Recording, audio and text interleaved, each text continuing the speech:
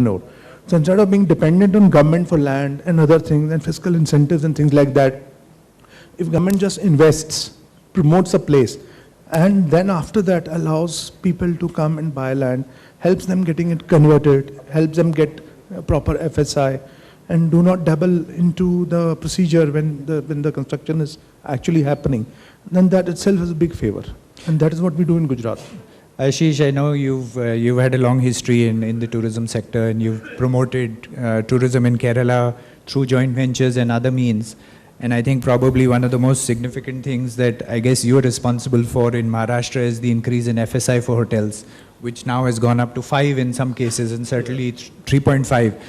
Could you tell us what you did and how you did it, and how you were able to actually convince the government that, you know, here is something that needs solid support? Because I think Maharashtra is probably the only place, or certainly Bombay is the only place where this has happened.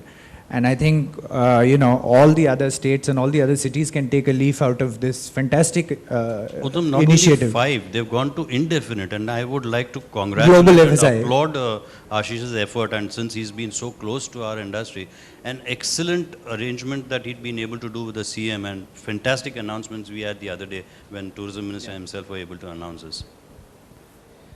Well, there are a couple of things which I would want to set the record straight. As far as government land is concerned, it is available in all locations where currently there is no demand for hotels.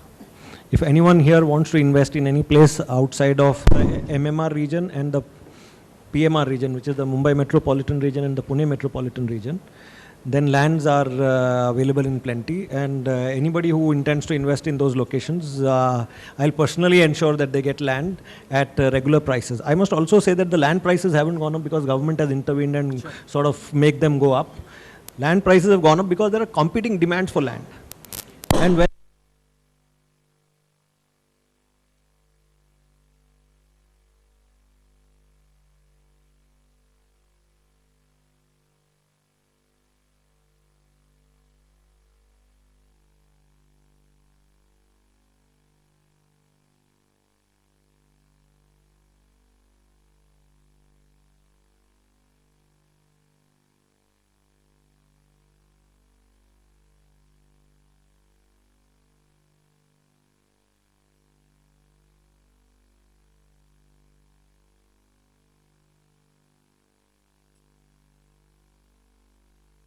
automatically keeps the FSI a little higher in Maharashtra. I'm sure in other cities also, if the demand is so high and land becomes as scarce as it has become in Mumbai, they will also be able to address the FSI issues. In fact, if I'm not mistaken, in states like Andhra Pradesh, there is no FSI limit anyway. That's right. Yeah, so FSI is not such a big deal, I think. Mine is the only one which is working. I don't think, oh, okay, this is working. One of the other things that Maharashtra has done, which may be of interest to the audience, is that historically, those of us who have invested in Maharashtra know that, you know, while you may have FSI of 2, in reality you got what we call loading, which was equivalent to 50% more through a variety of, if I can call it, manipulation of the regulations, fungible FSI, etc., etc. One of the good things that Maharashtra has done is that with this increase in FSI, they've actually simplified the regulations and made them, I guess, more crystal clear, so that, yeah, fungible has come in now, but the, you know, so the interpretation of FSI has in a way got cleaned up. Can I turn to Mr. Mitra for a minute and just ask that, have you got a specific coastal regulation, coastal zone management plan where you're trying to address these CRZ issues? I think I'll take this. See, recently, as I told in the pre-lunch session, Planning Commission has sanctioned a grant of 1200 crores for the Gujarat coastal area. Under that, we're creating a separate society called Coastal Tourism Development Society. It's in the process, recently sanctioned. So once that comes into being, all the about 28 talukas on the coasts of Gujarat, they will be benefited with that. And under that, we want to create the structures and, you know, handle this problem. Because this is, the development is new, you know, as earlier it was not really happening that much. But now with increase in tourism on coastal areas, the challenge is there to control and regulate the kind of development so that you don't have polluting industry coming where there should be tourism. Side by side, you have a hotel coming up, and then there is a cement plant happening there, or a seaport happening there, which is handling core cargo or something like that. So to have that development, proper regulation there, we have an act called Special Investment Regions Act, SIR. Under SIR, we are creating special authorities now, which are area development authorities. In Dwarka, the notification is expected soon after elections, and also near Mandvi in Kutch district, and several other places near Surat. So once these coastal zones are the regulation authorities, which are presently only in bigger cities like Ahmedabad, once these authorities come into being and they are properly staffed and regulation is in place, they will regulate the thing, they will facilitate, and it will be a very, very streamlined procedure, because as of now, the beaches are very virgin beaches in Gujarat. The moment the tourism increases, all kinds of people come and try to corner land, try to construct all kinds of things, So to prevent that and facilitate and market it also, this is going to happen very soon. Mr. Barot, do you think that the immense land bank which the railways have will ever come into use for us as the hospitality sector? Unfortunately, in the National Tourism Advisory Council that is set up at the center, where FHRAI is a core committee member, we have even the IRCTC director come in the NTAC and discuss these things. Unfortunately not. They have their own encroachment issues, they have their issues about expansion of these broad gauges and all of that. So I don't look at that as an opportunity. But one of the things that came with the Planning Commission at the center in Delhi was they had referred 4 resources which were a challenge in the coming years, out of which one was water and fuel, the other was availability of trained manpower, and land was the first one, because that will be a challenge which will never be met anybody for the next 20-25 years hence. Some years ago there was a study done by the Indian Railways where they actually identified 100 pieces of land very specifically which were available, which could become available for use for hotel development. The example was the property next to CST, which is a VT station in Mumbai, and the property was a 100-room property availability with all permissions on the floor, but the approach was such where you have to pass through slums and take your guest vehicles through 5-7 slums and reach that property. So therefore it's a no-brainer to get those kind of 100 properties on the block. There were no bidders, there were no takers for it because of those issues. The question which you raised, your question was, is it ever going to come? Yeah, what that was my I would question. say is that if you look at the metro stations coming up in Mumbai, they have already done a lot of stuff above the metro station. DMRC has also done that in Delhi. Exactly. So that is, once that model gets demonstrated and kind of stabilized, I'm sure the Indian Railways is going to follow suit. In fact, they've already given a proposal to the government of Maharashtra to give extra FSI over stations. And there have been some new designs of stations wherein the roofs of the stations are the access points for the station itself, thereby making the accessibility to the station so much more better and easier. And I think it's only a matter of time when the metro model starts getting reflected in the Indian Railways too. Mr. Singh, do you think that you will adopt some of these public-private partnership models in your strategy as you go forward? Actually, I was talking to him just while you were discussing regarding coastal zones, etc. In Madhya Pradesh, in a very short span of time, we are going to have our one meeting of State Tourism Promotion Council, where all the groups like yours, FHRAI and others, they will be, they are the ex officio members. Honorable CM will preside that meeting. So we will declare some of the areas in Madhya Pradesh as a special tourism zone. I have also identified around 10 basic properties, basic land patches. Some of the patches, there are 2 patches, 200 odd acres for international class golf course, 5-star hotel, say water sports related activities and others. Then there are 3 patches where you can get big water body, and then 1 island at a place which is around 200 acres, 1 island at a place which is around 100 odd acres, and there is 1 more island. So we are moving forward in directions where we can attract new kind of activities in Madhya Pradesh, apart from being the tiger state of India.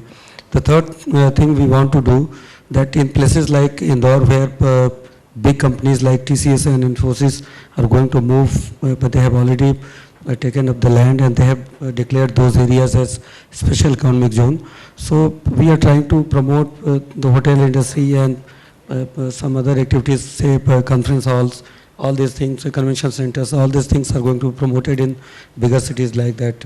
So we have identified around 3 patches of lands in Indore. So these will be there for the auctioning, for bidding, any time after 20th of September. What we are trying to do is to decide if there are bids. We will decide before 28th of October 2012, because Madhya Pradesh is going to have one global investors meet in Indore on 28th, 29th and 30th of October 2012. So we are moving in that direction, but we will try to complete some of the projects before that investors meet. So you will get big opportunities, declared special tourism zones, declared policies of the government where you will get support for even for heritage hotels, you will get support. For convention centers, we have decided that we will support in tune of 25%. If you are making a convention center which is of say 50 crores of worth, so you will be getting support in tune of 10 crores of rupees. So these are the new for budget hotel also and for other luxury hotels. So we are going to support on almost all the issues which have been raised. So these are the issues we are moving fast. Yeah, I'll just come back to that. One of the reactions I have to what Mr. Singh said, and for many years I was a consultant and did a lot of work for state governments. Unfortunately, most tourism projects are very long gestation, and the reality is that they don't give an investor the kind of return that would make an investor invest. So for example, the cost of money today, debt is anywhere from 12 to 13% if you're lucky. The cost of equity is somewhere in the region of 15%. And there are virtually no tourism projects which would give you a return of 12, 13%. That's the reality.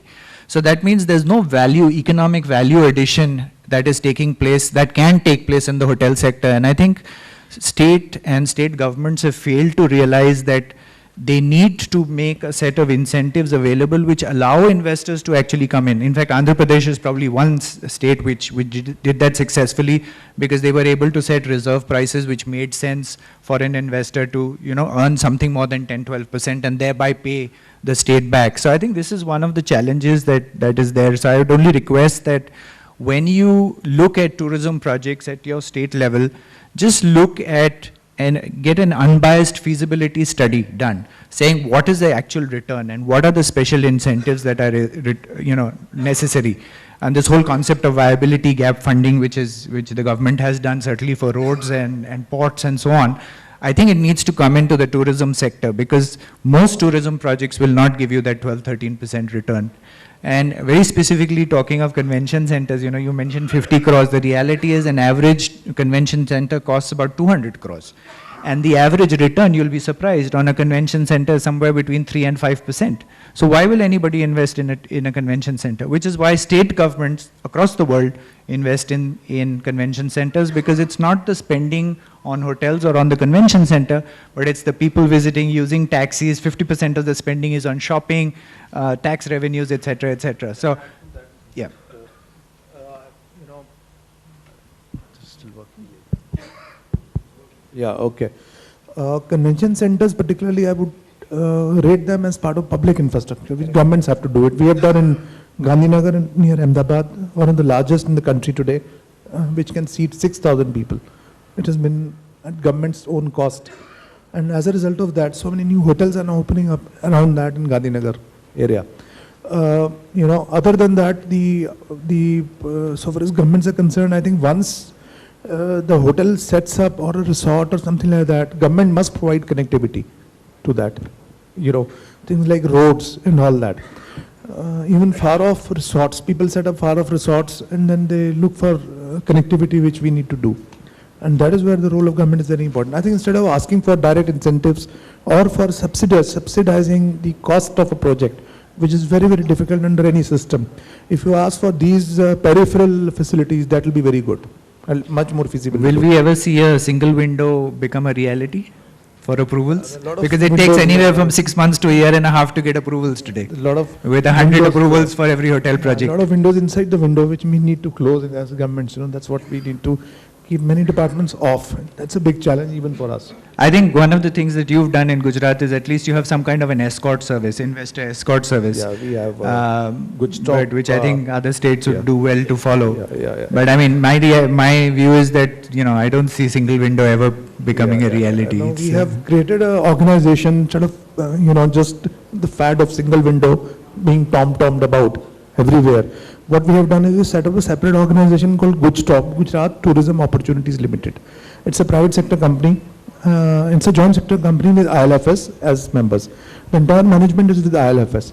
And the basic job is to facilitate based on success fee. So if any of you wants to know where should I open a hotel in Gujarat, you have to just contact Gujarat. They'll take you around, they'll show you. Once you select land, they'll apply on your behalf. They'll follow within government. They'll also follow with banking sector, help you get cheaper loans and things like that. And everything that becomes single window for you. But for them, there are multiple windows further. So government has to provide an agency. Just by talking single window doesn't happen. Because every department has its own egos and issues and priorities. Well, so that's a you need some in between, some organization which works on your behalf, and you just see that as a single window. That's what we try to do. Mr. Barot, aside from all the other activities that you undertake as a federation, one of the challenges that we have as investors and developers is, aside from challenges on financing and so on and so forth, is the absence of urban infrastructure. So for example, you don't have water supply, you don't have electricity supply. And just to give an example, we just opened a hotel in Bangalore where just getting a water connection, and this is official payments, was 2.5 crores just to get a water connection. To get power supply and other related infrastructure cost us 7 crores. Now, if just getting water and power is going to cost 10 crores on a hotel project, how is anything going to be feasible? So I just wanted to understand that as a federation, are you also addressing these things, which is just basic urban infrastructure, water, electricity, sewerage? And whom do we address this to? Our friends here? Exactly. So my question is again back to them. We had our tourism minister in one of our meetings with FHRAI announce that the best of the locations are with the government. So if you see any of the Sarkari offices or any of the collector kacheris or anything, they'll be in the best of the locations, with the best of the infrastructure, with the best of the facilities of water, and they'll always be in an excess of whatever you need. Now, the possibility of turning those into models which create revenue, the minister said, "Aap vertical kyun nahi chale jate?"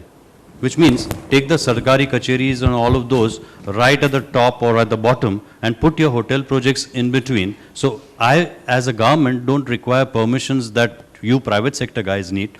I'll go vertical, put all my offices still in that same location, but that beautiful infrastructure that you get for the water and the drainage and everything comes automatic to you because a kacheri guy is sitting right on top of you.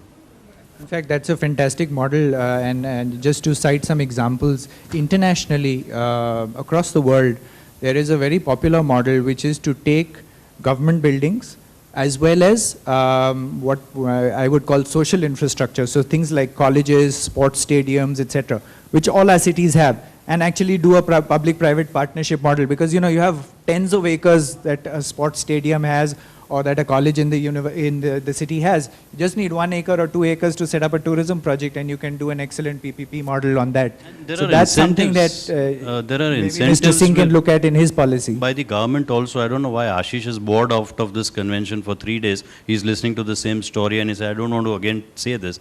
But the Chief Minister of Maharashtra has come proactive and said, if you take any kind of public-private partnership with our MTDCs, we'll waive the entire stamp duty. You should have been shouting about it, Ashish.